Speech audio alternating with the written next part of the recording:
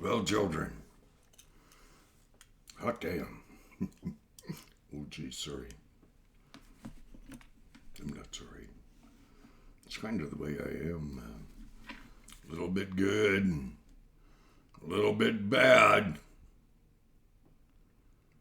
But this old Irishman, I'll tell you one thing for certain. I'm real. You look into these smiling eyes of mine, anyone who's ever met me, unless I were inviting them outside, you'll know, old Cowboy Jim, well, he sure cares for people.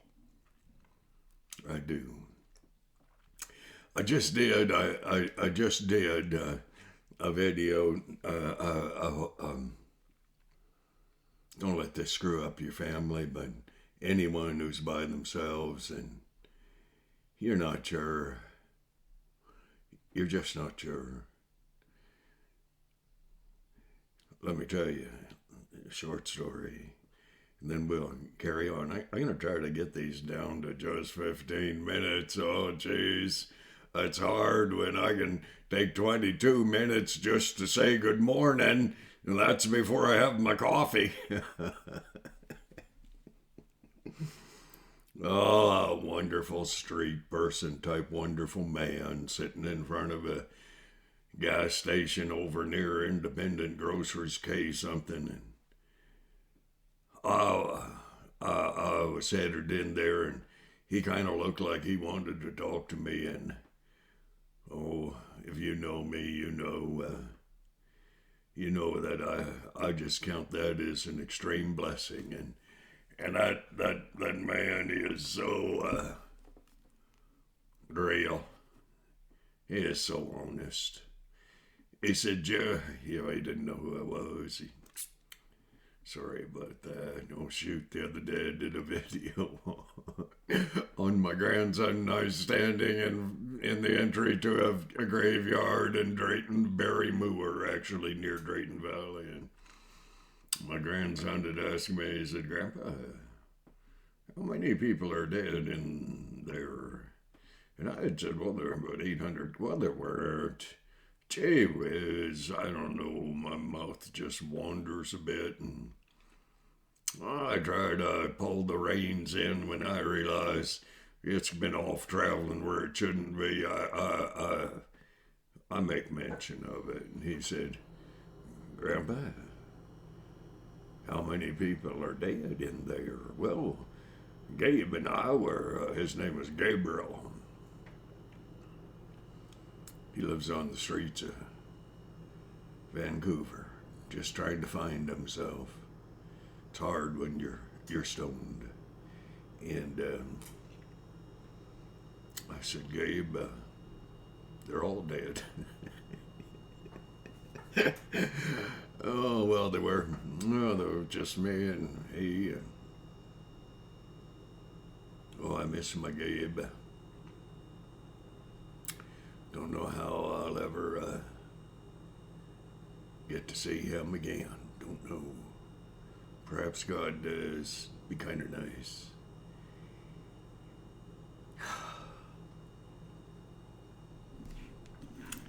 I wrote this down.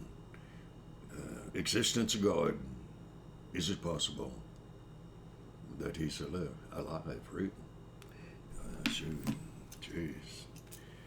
Just started the stupid video and I already have a problem with encroachment of moisture in my eyes.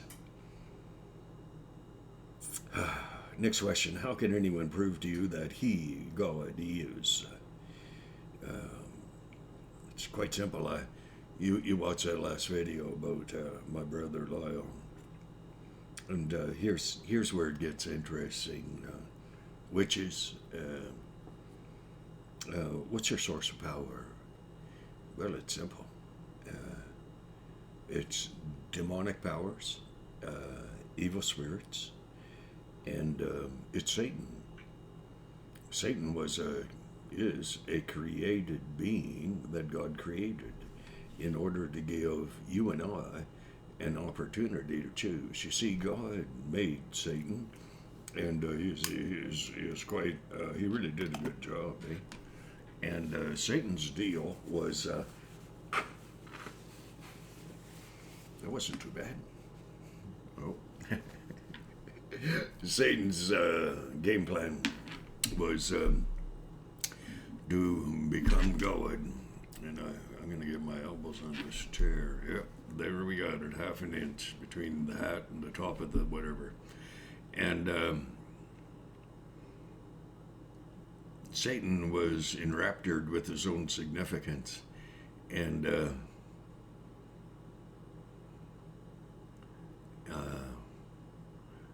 Satan wanted to become God. That's why he attacked Eve in the Garden of Eden. It's kind of interesting, the word even. Because what happened in that Garden of Eden made the playing field for all of us even. We all have the same opportunity, the same privilege, the same options. And so Satan, he appealed to Eve, Eve's simplicity. She was a created being, was created out of Adam's rib. Doesn't demean her in any way, not even a bit. And women should not be compelled to walk behind a man. A woman should not, unless she is really insistent, ever have to open a door if there's a man within 20 feet. And if a man doesn't have enough smarts to open the door for a woman, well, someone should drop kick him. Serious. So, Satan attacked Eve as he attacks everyone. Eat this fruit. Well, 1, you will live forever. 2, you will. Well, no, that's not quite correct. You won't live forever, because that's why God kicked them out of the garden. Hey, I'm old. Hey, I'm not a theologian. I'm a rancher. Get over it. But he said, you will, by eating this fruit, know the difference between good and evil. And you will become as God. God had said, let us make man in our image.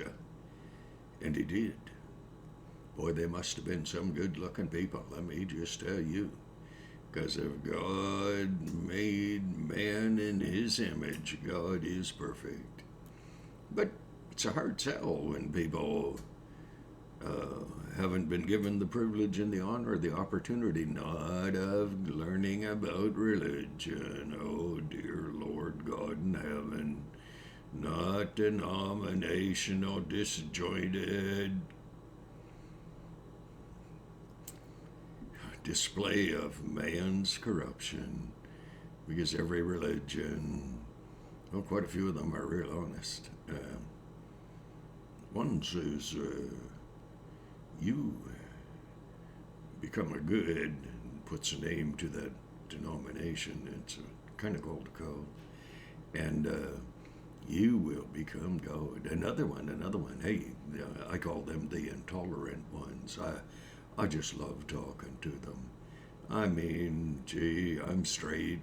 It's a good thing, because they kill people who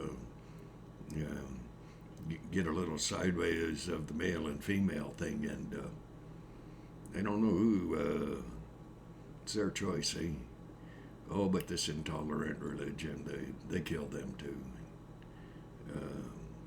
Oh, if you steal something, they'll cut your hand off too. And oh, shoot, if you bring any shame on the family, they'll kill you. Yeah, honor killing. Hey, geez, liberal government in Canada almost condones it. You realize that? Anyways, God had his son, Jesus, the Christ, the Messiah, to die on the cross.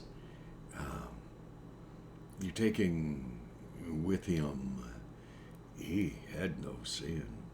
He was the perfect,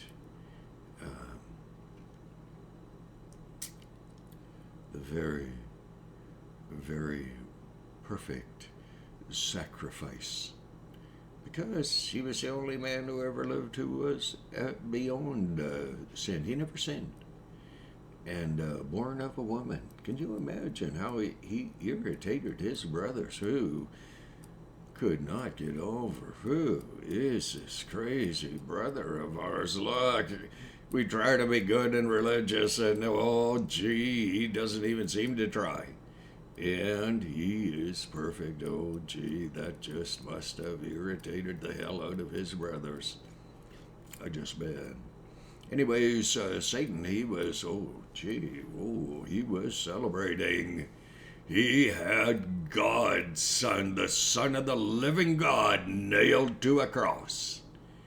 And he had finally succeeded. Satan had finally won the victory.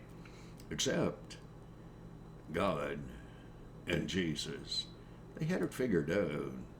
And they tricked Satan. Oh, vanity. Oh, narcissism. It'll bite you in the arse, children. It got Satan real hard. And, Satan was so happy. Jesus died. Oh, he suffered. He suffered for you and I. Oh, children. He suffered so much that blood and water was sweated from his body. That's agony, That's agony. And, Satan was so choked. 3 days later, Jesus rose from the dead. Oh, he rose from the dead. And he sits at the right hand of the Father, making intercession for you and I.